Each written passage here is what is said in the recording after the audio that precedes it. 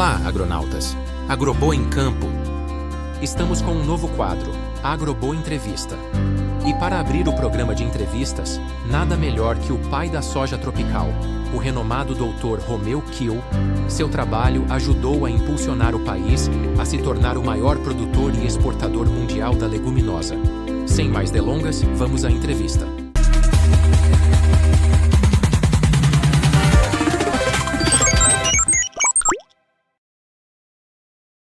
Dr. Romeu Afonso de Souza Kiel. Sua pesquisa e trabalho no desenvolvimento da soja no Brasil foram fundamentais. Poderia compartilhar conosco como começou seu interesse por essa cultura e o que o motivou a explorar seu potencial no país? Na verdade, a minha intenção era trabalhar com arroz, melhoramento de arroz, no Instituto Agronômico de Campinas. E naquela época, eu me formei em 1965, o número de agrônomos era tão pequeno no Brasil que você era quase caçado a laço. Então eu tive 5 propostas de trabalho e achava que deveria ter sido convidado para trabalhar com melhoramento de arroz e não fui. Fiquei até meio chateado. Entre as propostas de trabalho que eu tive foi trabalhar com melhoramento de soja. Aí eu achei que soja, como era uma planta autógama, uma leguminosa que fixa nitrogênio, eu achei que seria uma planta interessante de trabalhar. Então eu topei trabalhar com melhoramento de soja. A seção de leguminosa do Instituto Agronômico de Campinas tinha um acordo de pesquisa com o Instituto de Pesquisa IRI, que era um órgão ligado à Fundação Rockefeller. E esse órgão tinha sede em Campinas e a estação experimental em Matão. O Instituto de Pesquisa IRI tinha interesse em fazer pesquisa sobre o cerrado. O pessoal, às vezes, nem sabe. Havia bastante cerrado no estado de São Paulo. Hoje virou tudo área cultivada, né? Matão é uma área de cerrado. O Instituto Agronômico Campinas tinha um sistema de contratação de pesquisadores. Você era contratado experimentalmente por 1 ano pelo Fundo de Pesquisas. Pois se você se adaptasse ao sistema do IAC, pedia-se a efetivação como funcionário. Acontece que o Adhemar de Barros, governador, não nomeava ninguém há 2 anos. Então todo o dinheiro do Fundo de Pesquisa estava sendo utilizado por outros pesquisadores. Então eu topei pegar uma bolsa de estudo com o Instituto de Pesquisa IRI, ao invés de ser contratado pelo Fundo de Pesquisa do Agronômico. E foi interessante, por isso que eu falo, são coisas que Deus reserva para nós. Que o primeiro dia que eu cheguei lá no Instituto de Pesquisa IRI, quem me recebeu foi o presidente, o diretor do Instituto, chamado Dr. Tyler, um americano, e ele falou assim: como é que eu sou em inglês? Eu falei: eu tenho inglês de colegial. Vai lá no Centro Cultural, faz um teste, que não vão pagar o seu estudo de inglês, que nós queremos mandar os melhores estagiários nossos para os Estados Unidos. Isso foi em dezembro de 1965. No Instituto de Pesquisa IRI, eu fui designado para trabalhar com o Dr. Heimovitz, que depois foi professor na Universidade de Illinois, geneticista, gostava muito de trabalhar com evolução de plantas, que foi muito bom orientador para mim no começo da minha vida. Aí eu fiz algumas disciplinas de inglês em Campinas, depois o Instituto de Pesquisa IRI montou um curso de inglês em Matão. Aí eu me mudei para Matão, para terminar o meu treinamento de inglês lá. O treinamento de inglês consistia de 6 módulos. Quando eu estava no meio do 6º módulo, o Dr. Tyler foi lá para Matão e falou: nós marcamos seu exame de inglês para o próximo fim de semana. Eu falei: mas eu não terminei o livro ainda, o 6º módulo. Ele falou: não. É só para saber como é que está o seu nível, porque dependendo das notas que tirar, porque são 4 tipos de provas, a gente pode concentrar melhor o seu treinamento. Falei: então é só para saber como é que eu estou? É só para saber. Aí eu fui para Campinas, fiz o teste de inglês, como fui totalmente despreocupado, eu passei, né? Aí eu liguei para a seção leguminosas, isso foi dia 24 de maio. Falei para o Dr. Chiro, que era o chefe da seção, falei para ele: Dr. Chiro, eu tenho uma boa notícia. Ele falou assim: eu também tenho uma boa notícia. Eu falei para ele assim: eu passei no teste de inglês. Ele falou: saiu sua nomeação no Instituto Agronômico Campinas. Aí eu nem voltei mais para Matão, já fui trabalhar na seção leguminosa. Passados uns dias eu encontrei um colega meu de turma que falou para mim que o pessoal da seção de cereais estava muito bravo comigo, que eu tinha dado os canos nele. Ele usou essa expressão. Eu falei: nossa, seção de cereais, onde eu sonhava trabalhar, porque o melhoramento de arroz estava na seção de cereais. Eu vou lá ver o que aconteceu para esclarecer. Olha como é o mundo. Eu queria trabalhar com arroz. O chefe da seção de cereais foi lá a Piracicaba, Eles tinham uma vaga para melhorista de arroz. Pedi para o Paterniano, que era o meu orientador de estágio, eu tinha bolsa pequena na época, se ele tinha alguém para me indicar.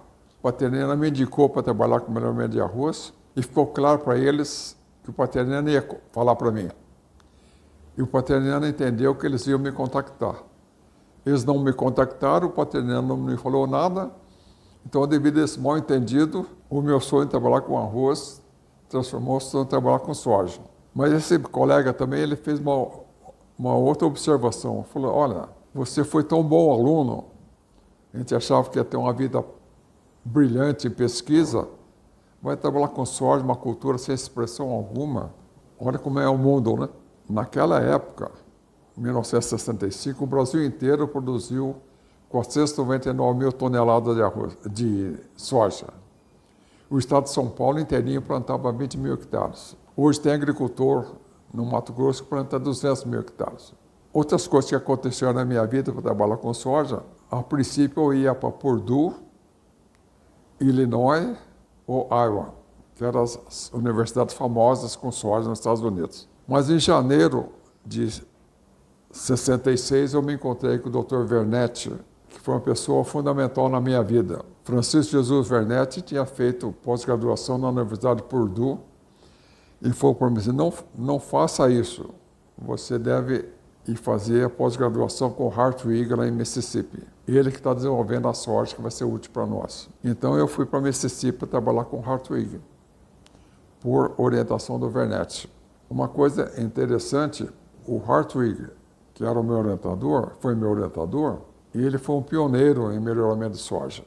E ele que iniciou o desenvolvimento da soja para as baixas latitudes. Porque a soja, inicialmente, ela é originária do nordeste da China, latitudes ao redor de 45 graus.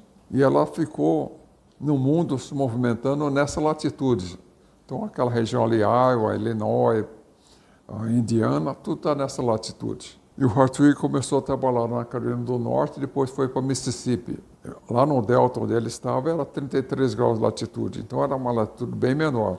Então ele começou a adaptação, ele é o pioneiro no movimento das sojas para baixas latitudes. E chegando lá, nós combinamos que eu ia fazer a pós-graduação em melhoramento de plantas e com minor, a campo menor de concentração em fisiologia vegetal. O Hartwig falou para mim, você vai fazer melhoramento, vai estudar fisiologia vegetal, que vai ajudar a compreender a reação da soja ao ambiente e a tese que você vai fazer vai ajudar você a compreender a importância das latitudes. Na minha tese eu estudei a segregação para altura e florescimento de planta na latitude de 33 graus, onde eu estava lá na estação experimental de Mississippi, e nas condições simuladas de Campinas de 23. A gente simulava essas condições, onde eu ia trabalhar, e eu nunca deixei de trabalhar eu vim para Londrina depois, que ao redor de 23 graus também. E ele falou também, melhorista de soja precisa entender de doença de soja. Não precisa ser fitopatologista, vai ter que entender doença de soja. Portanto, eu vou te dar um special problem, você vai fazer uma revisão detalhada sobre a doença de soja. Então, eu diria para vocês o seguinte, eu tive toda a orientação do mundo me preparando para trabalhar com soja, adaptação a menores latitudes. Quando eu voltei dos Estados Unidos para Campinas, existia no Vale do Paraíba um excelente engenheiro agrônomo chamado Geraldo Guimarães, que era especialista em arroz. E o Vale do Paraíba, que é a região entre São Paulo e Rio de Janeiro, é uma bacia leiteira. E ele queria identificar uma leguminosa para plantio de inverno. Porque no inverno não dá para plantar arroz. E trigo tinha algumas complicações ali, com deficiência de boro e golpes de calor que dava esterilidade. Então, o ideal seria achar uma leguminosa. E junto com o Dr. Chiras levar uma coleção de soja para lá, identificaram dois tipos, uma chamada Aliança Preta, outra chamada Santa Maria, que cresciam bem no inverno. Aí eu fui acompanhando esse trabalho e até ajudei a escrever o artigo depois. O artigo era assim, identificação de genótipos de soja tolerantes a baixas temperaturas, insensíveis ao fotoperiodismo. Mas, ao mesmo tempo, eu falei para o Geraldo Guimarães, olha, se vocês querem uma soja para produzir... A ideia era a soja para a produção de feno, não era a produção de grão. Eu tenho coisas melhores nos meus cruzamentos. Então, eu levei uma população segregante para lá e selecionei uma série de linhagens que cresciam muito bem no Vale do Paraíba, pois nos ensaios produziam ao redor de 3, 4 mil quilos por hectare. Então, eu verifiquei que plantio de junho no Vale do Paraíba era suficiente para selecionar material com período juvenil. Nós chamamos na época florescimento tardio em dias curtos, mas nós chamamos hoje de período juvenil longo. E, na verdade, tinha uma dúvida que tinha ficado para mim, puxa vida, e o efeito de temperatura? As temperaturas eram muito amenas nessa época. Aí, existia uma empresa aqui no Paraná chamada Indusfibra, que era mantida pelas indústrias de óleo, como Anderson Clayton, Sambra. Eles mexiam principalmente com algodão, mas eles estavam interessados em introduzir soja no Paraná. E essa indústria, a Sambra, tinha uma filial no Nordeste chamada no Nordeste. Sambra, na verdade, Sociedade Agrodureira no Nordeste brasileiro. E eles tinham uma estação cimental em Sapé, na Paraíba. E quando o Walter Barcelos foi me visitar, ele levou o pesquisador da Sambra, que trabalhava nessa estação lá em Sapé, na Paraíba. E conversando com ele, eu falei assim, eu tenho uma série de genótipos que eu acredito que vão crescer bem lá no Nordeste, mas eu ainda tenho dúvidas, porque eu selecionei em temperaturas muito baixas, se alguma delas não vai funcionar bem.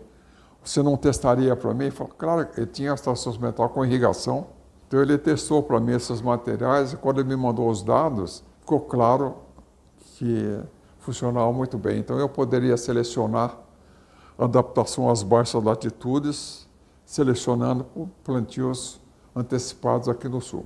Foi criado o IAPAR e o Giuliato e o Florido me convidaram para vir para o Paraná para montar o programa de soja.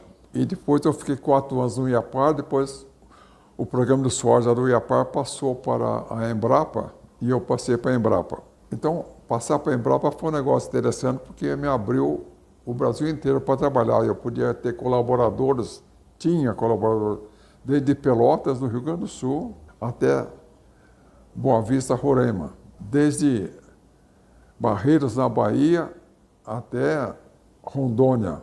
Isso aí abriu o mundo para mim. E nós conseguimos desenvolver a soja adaptada para as várias regiões do Brasil. E como é que a gente trabalhava? A ideia era o seguinte, nós dividimos o Brasil em 3 regiões. Nós chamamos assim, meio do Paraná para baixo, nós chamamos região tradicional, onde material introduzido americano, alguns dá para aproveitar. Depois, São Paulo para o começo do Cerrado, nós chamamos região de expansão. E depois, o Norte e o Nordeste, nós chamamos região potencial. Então, as prioridades de trabalho variavam de acordo com a região. E nós tentamos colocar pesquisadores de cada uma dessas regiões. Então, por exemplo, trabalhava em Teresina, no Piauí, com Gilson de Jesus Campelo, em Balsas, no Maranhão, com o Stefano Paludes Zezin Filho, em Brasília, com Plínio Souza, em Uberaba, com Neilson Eustáquio Arantes, no Mato Grosso, com Dario Hiromoto. E nós trabalhávamos no seguinte sistema. A gente desenvolvia todo ano uma série de cruzamentos e falávamos para o pesquisador de cada região o que você quer. Ele falou assim, eu quero que você me mande populações. Então eu dava uma lista das populações, quais os cruzamentos, os objetivos, e ele escolhia que população ele queria. O outro falou, não, eu quero que você me mande linhagens prontas. Eu quero simplesmente observar e colocar. O outro falou, eu quero que você me mande material pronto para ensaio. O outro falou, não, eu quero discutir com você cruzamento, eu mesmo vou fazer os cruzamentos. Por exemplo, o Paulo Bertagnoli, no Rio Grande do Sul, preferia fazer os próprios cruzamentos. Então, nós dávamos total liberdade. E nós fazíamos um esquema seguinte, sempre valorizar o pesquisador que está lá na ponta. Então, toda a variedade que era recomendada, por exemplo, O Piauí, o primeiro autor seria o Gilson. Toda a variedade recomendada para Minas, o primeiro autor seria o Neilson. E depois o segundo e terceiro autores éramos o Leones e eu, porque o Leones Alves de Almeida e eu trabalhamos juntos desde 1974. Nós trabalhamos, trabalhamos mais de 40 anos juntos, no IAPAR, depois na Embrapa e depois na TMG. Nós desenvolvemos mais de 200 variedades de soja para o Brasil. Então, o fundamental realmente foi o sistema de trabalho em que você valorizava o pesquisador. E nós pudemos adaptar a soja às várias latitudes.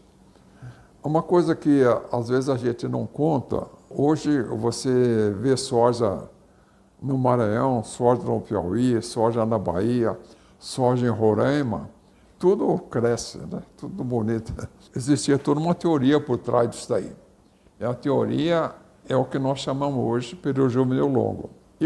Na verdade, quando eu voltei para os Estados Unidos em 74 para fazer o meu PhD, parte da minha tese foi o estudo de herança de florescimento tardio em dias curtos, que hoje nós chamamos de período juvenil longo.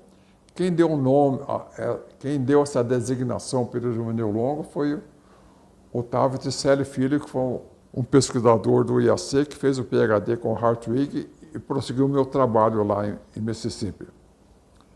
Eu não chamava período, não, chamava florescimento tardio em dias curtos. Hoje, a expressão que se usa é período juvenil longo.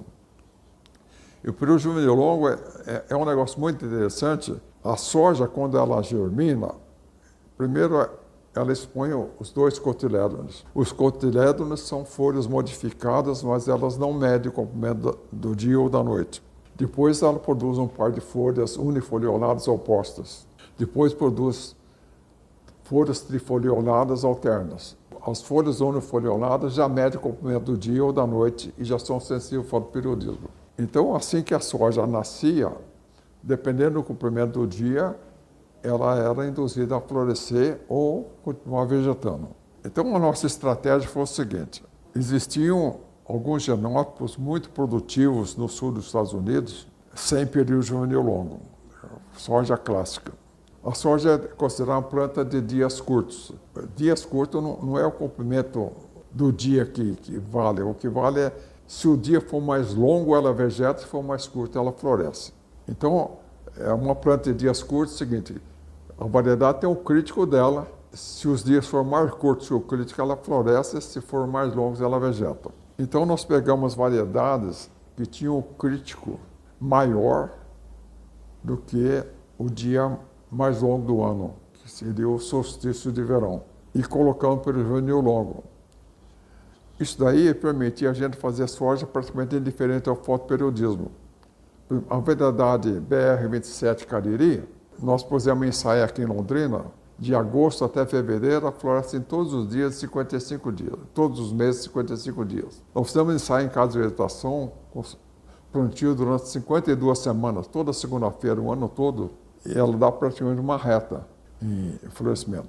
Ela tem esse período juvenil longo, no background em que o crítico máximo é maior do que o crítico do dia mais longo. Isso é interessante. Por que a gente sabia isso aí, né? Porque na minha tese de PhD, eu tinha um cruzamento de Santa Maria por uma linhagem parecida com Bragg. Vamos falar que seja a variedade Bragg, adaptada lá em Mississippi, cruzada com Santa Maria, que tem período juvenil longo.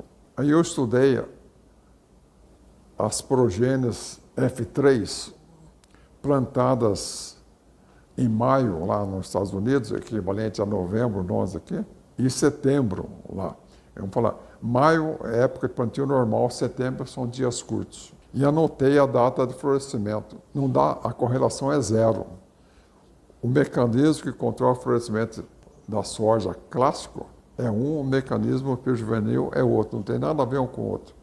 Então dá para você fazer as combinações. Tem gente, uma vez veio um americano aqui da Universidade de Ohio, e eu estava explicando para ele como é que ele desenvolveu toda a soja adaptada às baixas latitudes, usando toda a genética do período juvenil longo.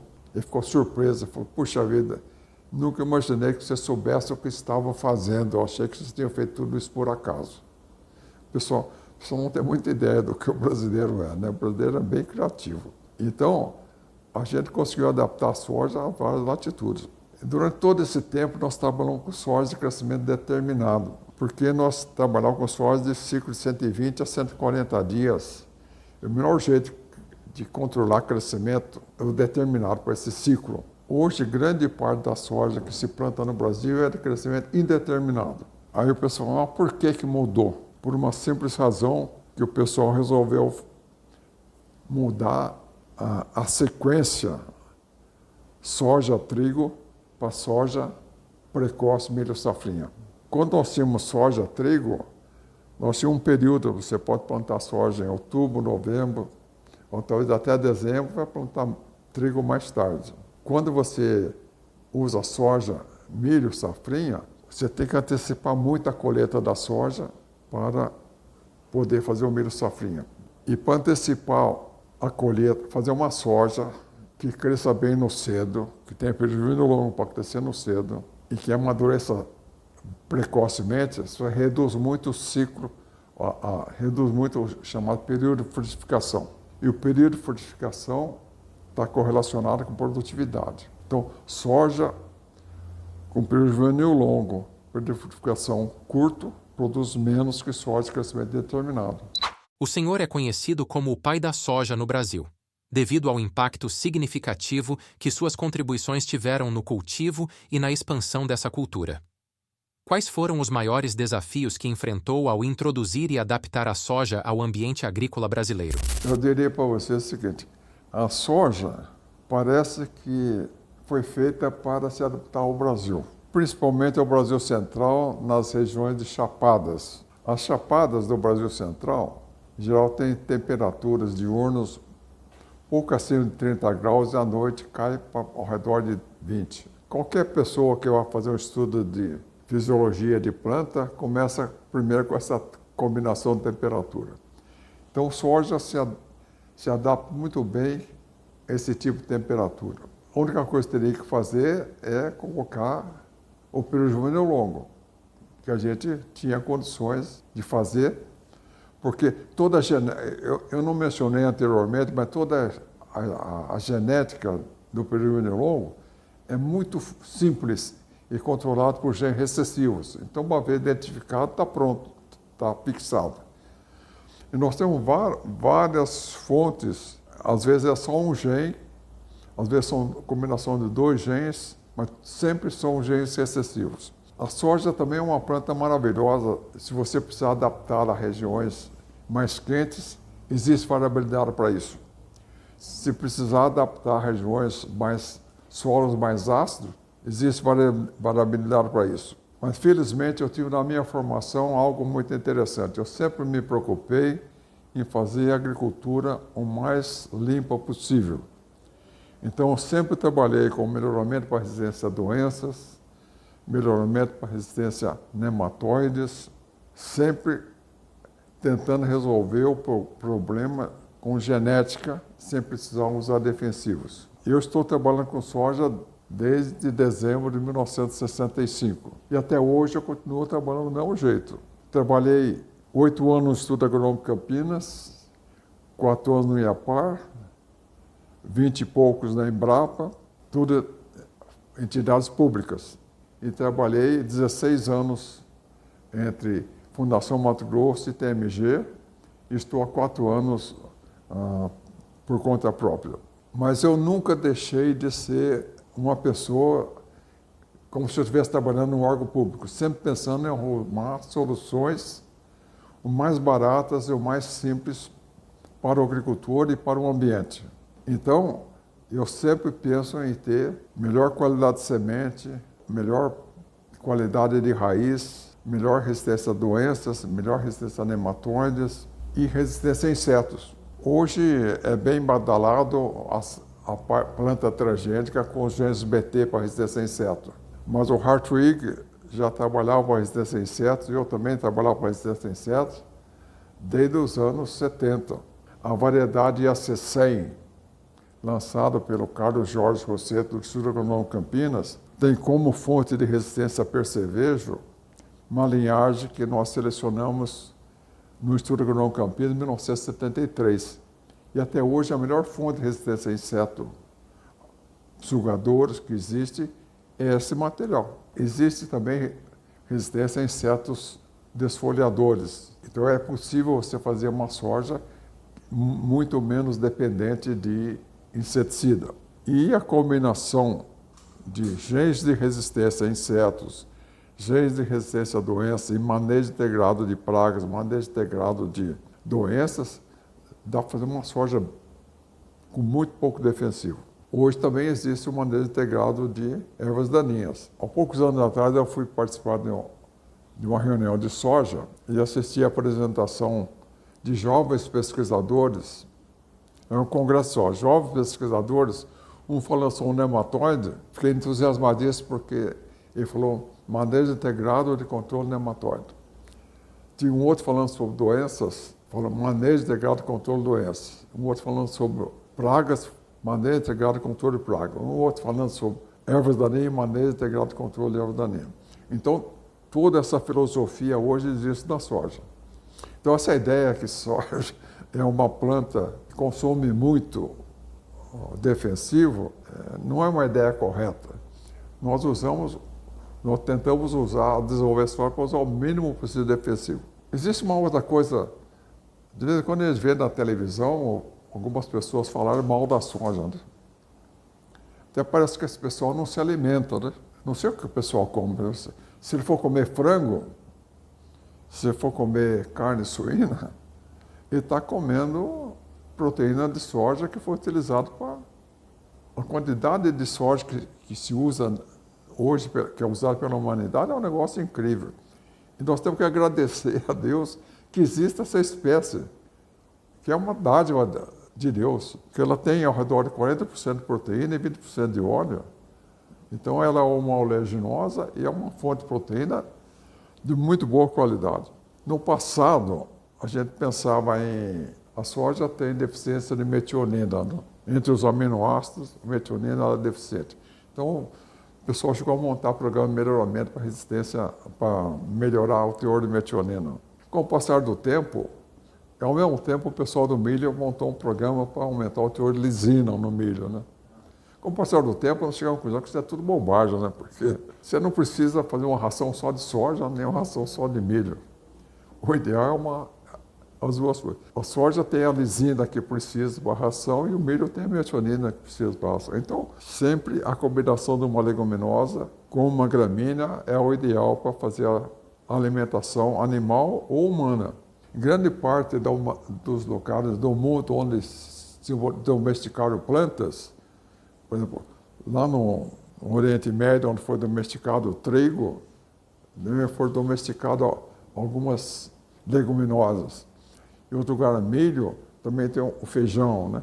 Então, sempre existiu uma combinação de uma leguminosa com uma gramínea, que essa é a solução ideal para nós. A comida do brasileiro de arroz com feijão é uma combinação maravilhosa, né?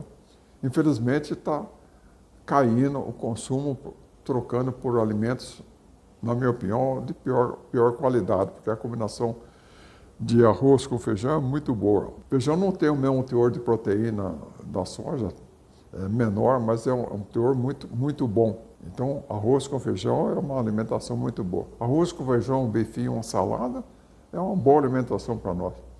E nós devemos continuar consumindo.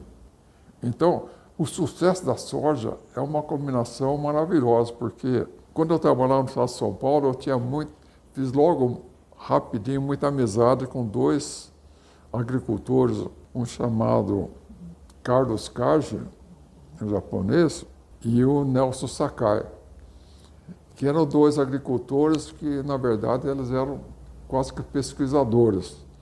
Eles iam muito lá no Instituto Agronômico, então nós trocávamos muitas ideias, eu fazia muito experimento nas propriedades deles. Então nós trocávamos muita informação. Quando eu comecei a trabalhar para desenvolver soja para o Mato Grosso, nós tínhamos o apoio muito grande do Lacerda de Moraes, na fazenda Itamaraty Norte. Então, Ele me ajudou, ele colocou técnico agrícola, engenheiro agrônomo para me ajudar lá. Nós fazíamos pesquisas na fazenda dele com todo o apoio dele. Então, nós sempre, eu não diria que nós tivemos desafios, nós tivemos facilidades, um anseio do agricultor por soluções. Quando nós desenvolvemos uma variedade Cariri, era uma variedade tão adiantada no tempo e ela produzia 6.000 quilos por hectare. Era muito produtiva, mas eu sempre me preocupei muito em diferenciar as fontes de resistência à cercóspora. A cercóspora era uma doença muito séria no Brasil Central. E em Cariri nós usamos uma fonte diferente que foi quebrada. No ano que nós íamos lançar Cariri, ela foi quebrada. Aí nós tivemos que reintroduzir uma outra resistência. Então, demorou, né? Nós tínhamos várias variedades produzindo 4, 5 mil quilos por hectare no Maranhão, no Piauí, em Roraima, e às vezes à frente do agricultor.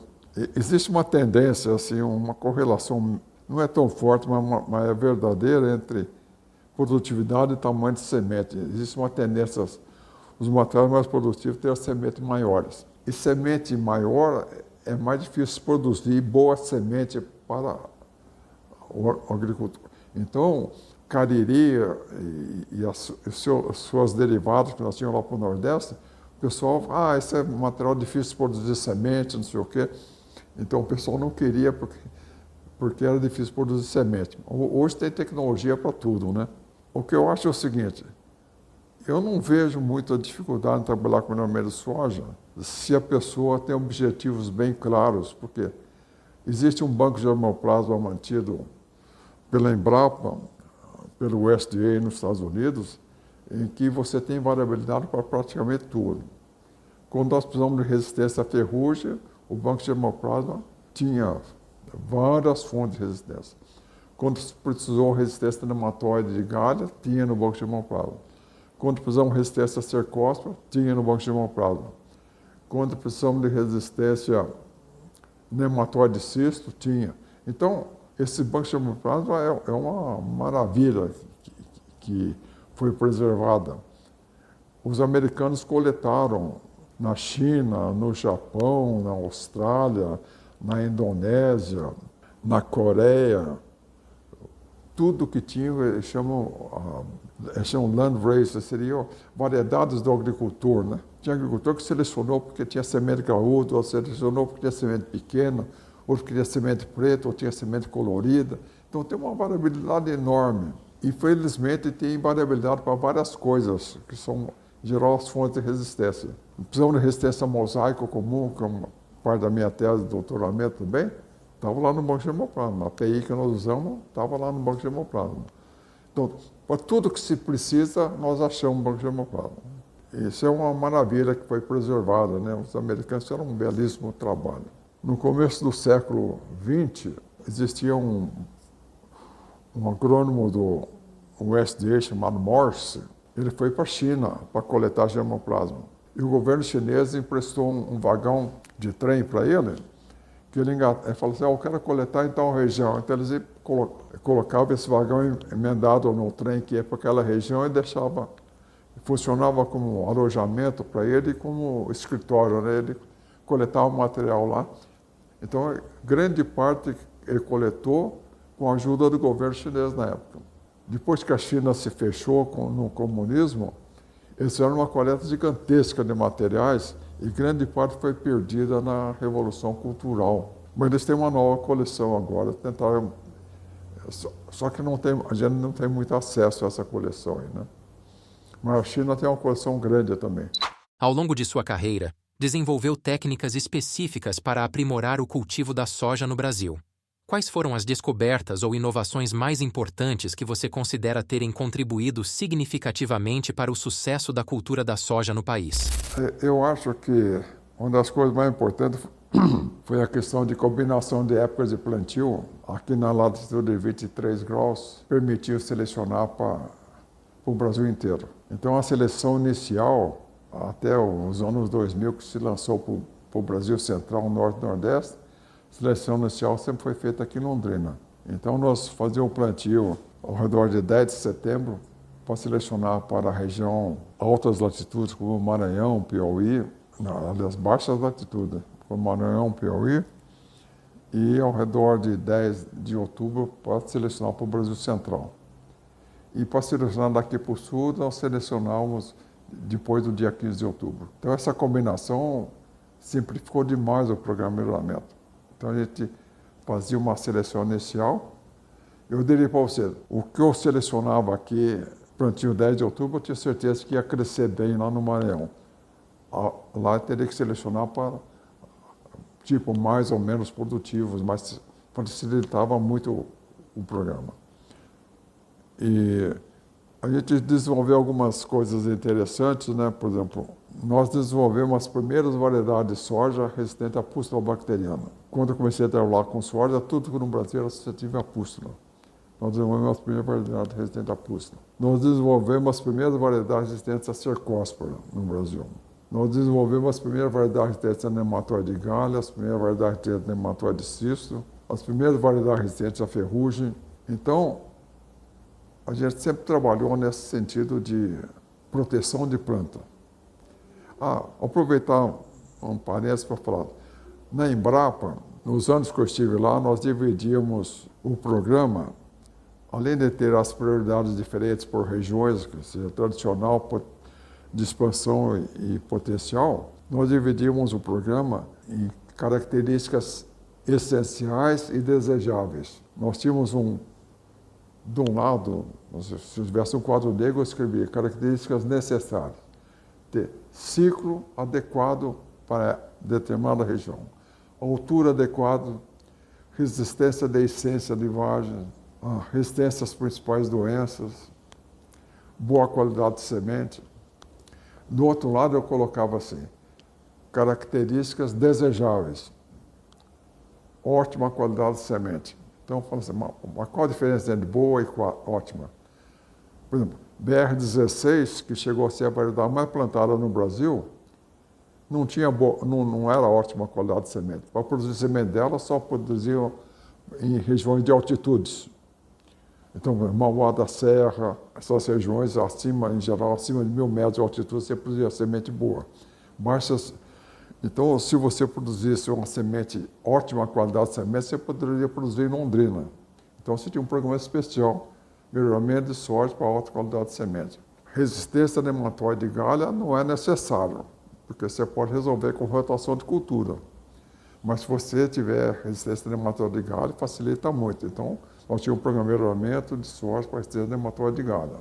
Na época não existia cisto no Brasil, mas nós tínhamos um programa de melhoramento de soja para resistência a problemas potenciais, podiam chegar no Brasil. Quando o nematóide cisto chegou no Brasil, nós já tínhamos várias linhagens prontas para resistência a nematóide cisto. Nós simplesmente tivemos que testar para identificar quais eram. Nós sabíamos que nós tínhamos um grupo de linhagens em que nós utilizamos fontes de resistência, nós sabíamos que ali teria material resistente.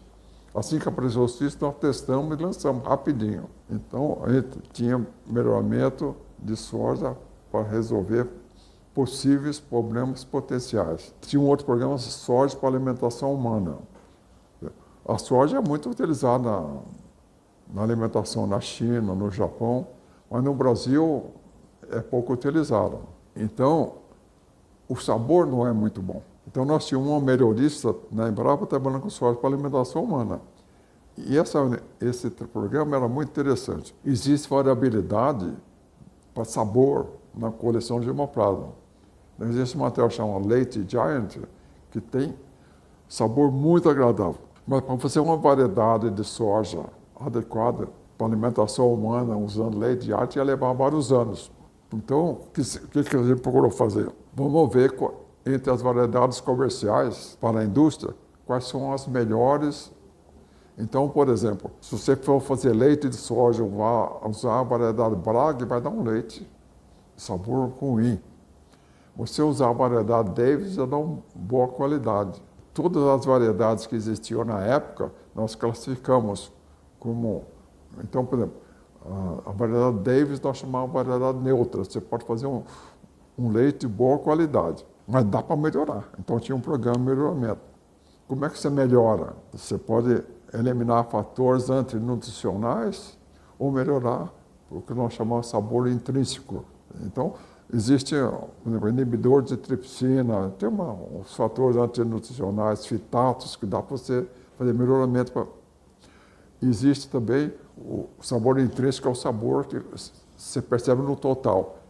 Então, a nossa pesquisadora, chamada Mercedes, ela organizou um painel de testadores e ela testava as variedades. Impressionante as diferenças. Eu não era um bom testador, mas depois que eles classificavam, eu ia lá experimentar. E realmente, eles detectavam muito bem. Isso tudo é muito bem feito, porque os testadores, para você se tornar um testador, ele é testado, a ver se ele realmente classifica, é feito estudo estatístico direitinho, aí tem um grupo de testadores. Então, muita gente pode falar, eu quero ser testador, mas às vezes você não é um bom testador. É como provar café, né? Bebida.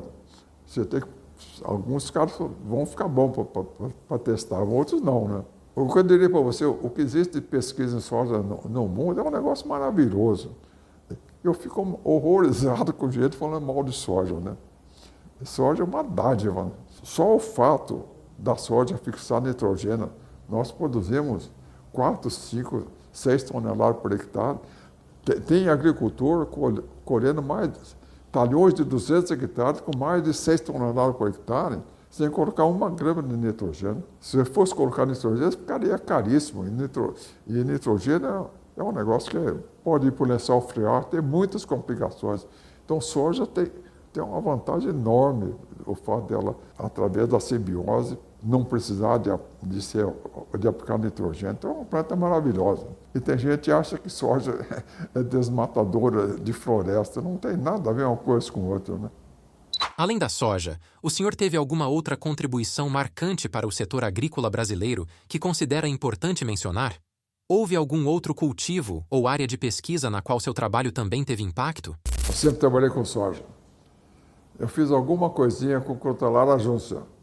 E Crotalara ajúncia é um adubo verde e, ao mesmo tempo, é uma fonte de papel de altíssima qualidade. É uma planta autoincompatível e a polinização dela é feita pela mamangava. Então, não é fácil produzir semente. A seção de leguminosa onde eu trabalhava tinha uns 20 anos de seleção de Crotalara ajúncia para tolerância à murcha. É um fungo de solo. Então, o pessoal também plantava e colhia lá, deixava selecionar uma seleção massal lá, né? Um professor de Piracicaba plantou uma coleção de Crotalara na casa de vegetação, e na casa de vegetação, como não entra mamangava, ela fica tudo estéril, não produz semente. E uma planta produziu semente. Aí ele me deu, aí eu conversei com ele, chamado Dr. Dias. Ele me deu uma amostra dessa crotalária, que eu chamei de crotalária autocompatível.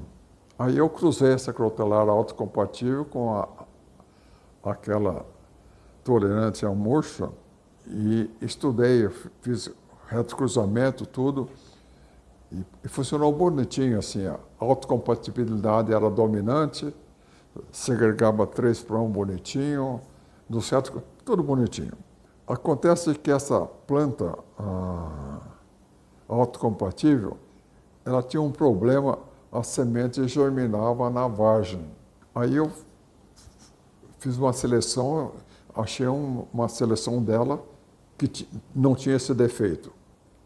Aí eu vim embora, estava vindo embora para o Iapar, aí eu passei, Manuel Miranda tinha sido recém-contratado, ia fazer a tese de mestrado dele em Piracicaba, eu falei, vou passar para você isso daqui, você faz sua tese de mestrado, porque é a coisa mais simples do mundo, só que ao invés de você pegar os dados que eu já obtive, você refaz tudo isso aí usando essa seleção que não tem para germinação da semente na vagem. Ele levou 5 anos para fazer a tese. Aparentemente, aquele estudo que eu tinha feito era um caso muito específico de autocompatibilidade. E não, quando ele usou aquela seleção, entrou aquele grupo nós chamamos grupo S de alta incompatibilidade, extremamente complexo, levou 5 anos para terminar a tese dele. Mas ele desenvolveu uma variedade, chama IAC1, crotalar resistente à murcha e autocompatível. Facilita a produção de semente. Eu acho que é só mexer mesmo fora de soja, só com isso daí. Eu estimulo o pessoal a estudar outras coisas, mas eu mesmo gosto de soja. Olhando para o futuro, quais são suas perspectivas sobre a evolução da agricultura no Brasil, especialmente no que diz respeito ao cultivo da soja? Há algum conselho ou insights que gostaria de compartilhar com as gerações futuras de agricultores? O futuro da agricultura e do agronegócio como um todo no Brasil é brilhante. Não tenho dúvida nenhuma sobre isso aí. Porque nós temos uma área muito grande de pastagens degradadas que poderá ser utilizada para a agricultura. E existe uma necessidade grande de produção de alimentos. O Brasil vai ser o grande produtor de alimentos do mundo. Há muitos anos atrás eu dizia que o Mato Grosso, especificamente o Mato Grosso, onde eu trabalhei bastante, seria um grande produtor de grãos, fibras e carne. E eu acho que essa integração lavoura, pecuária, floresta é uma coisa maravilhosa que vai representar uma sustentabilidade fantástica para o Brasil. Ninguém vai competir com a gente nisso aí. Eu diria que muitas coisas vão ser feitas pelos pesquisadores e muitas coisas vão se desenvolver com a nova geração de agricultores que está vindo aí. A Europa está com a sua população de agricultores envelhecida, os agricultores americanos estão envelhecidos, poucas chances de sucessão, e no Brasil nós estamos vendo filhos de agricultores estudando nas melhores escolas e voltando para o campo e levando tecnologias de última geração. Uma coisa que às vezes o pessoal não entende no Brasil, eu acho que a pesquisa ajudou muito, mas uma coisa fundamental no Brasil é o agricultor. O sul do Brasil, em geral, foi colonizado por europeus que tiveram propriedades pequenas, em geral famílias grandes. E essas propriedades pequenas não tinha mais como dividir, né? Então o pessoal teve que se movimentar. Então grande parte do Brasil Central hoje, o grande sucesso do Brasil Central é devido ao agricultor mesmo. Existe uma coisa fantástica, por exemplo, eu gosto muito do pessoal daquele Guarapuava, da cooperativa Entre Rios ali, né? Eles eram agricultores alemães, de origem alemã, vieram aqui e estão preocupados agora que alguns descendentes, a nova geração está indo muito para as cidades, estudando engenharia, medicina, outras coisas. Então eles estão montando um esquema de treinar alguns jovens para poder prosseguir com a geração de agricultores. Eu acho que vão ter sucesso. Existem escolas muito boas hoje para formar os filhos dos agricultores. E eles vão realmente voltar, levando muita tecnologia. O futuro do Brasil... Não vai ter ninguém para competir com a gente. Então, a turma fala assim, não, mas a África pode ser um grande produtor de grãos. Dificilmente, tem muitos problemas tribais, muitos problemas, é complicado. E não tem a população de agricultores que nós temos. A qualidade do nosso agricultor é maravilhosa. Eu sempre me dei muito bem com o agricultor, eu sempre gostei muito de conversar com o agricultor. O agricultor nosso vive a agricultura. Então, é uma coisa maravilhosa. Quem quiser estudar agronomia, escolha as melhores escolas. Existem escolas fantásticas. Eu gosto muito de Piracicaba, onde eu estudei, né? A turma diz que entre as 5 melhores escolas do mundo, uma delas é a Exalc, né? Então, é uma ótima escola, mas existem outras muito boas por aí. E cursos de pós-graduação hoje estão muito, muito, muito bons. Uma vez eu fui numa reunião de soja, em que estava se discutindo um problema e trouxeram um professor de Ilhéus, na Bahia. O Ilhéus fica lá no sul da Bahia, né? O cara deu uma aula sobre ácaros e eu falei, mas não é possível. Como é que esse cara lá de Ilhéus, num lugar pequeno... Então ele tinha sido estudante do Carlos Fleshman, um grande acarologista lá da Exalc, né? Então esses grandes professores conseguiram produzir muitos alunos, tem gente muito bem preparada, que às vezes você fica surpreso com a qualidade de algumas pessoas em alguns lugares espalhados por esse Brasil afora, sabe? Então tem gente muito boa por aí, muito boa. O que o senhor anda fazendo atualmente? Eu digo para você que eu trabalhei 30 e poucos anos em instituições públicas, 16 anos em instituição privada e depois comecei um programa de melhoramento próprio. A ideia minha é fazer o que eu acho que eu posso contribuir com o meu conhecimento. Um amigo meu, nem brasileiro sabendo que eu estava começando um programa de melhoramento, falou, eu vou colocar dinheiro a fundo perdido para você, para tocar o seu programa. Eu falei, agradeço, mas eu vou declinar. Eu não quero assumir compromisso com ninguém, quero fazer o que eu quero e colaborar com quem eu quiser. E o dia que eu resolver desistir, eu vou doar tudo que eu fiz para o IAPAR, para o IAC ou para a Embrapa, um órgão público. Ou vou doar para algum amigo. Então, atualmente estou interagindo com 2 amigos, 2 colegas, para a gente trocar serviços, mas é um programa totalmente independente em que eu estabeleço as prioridades e as prioridades minhas são sempre aquelas.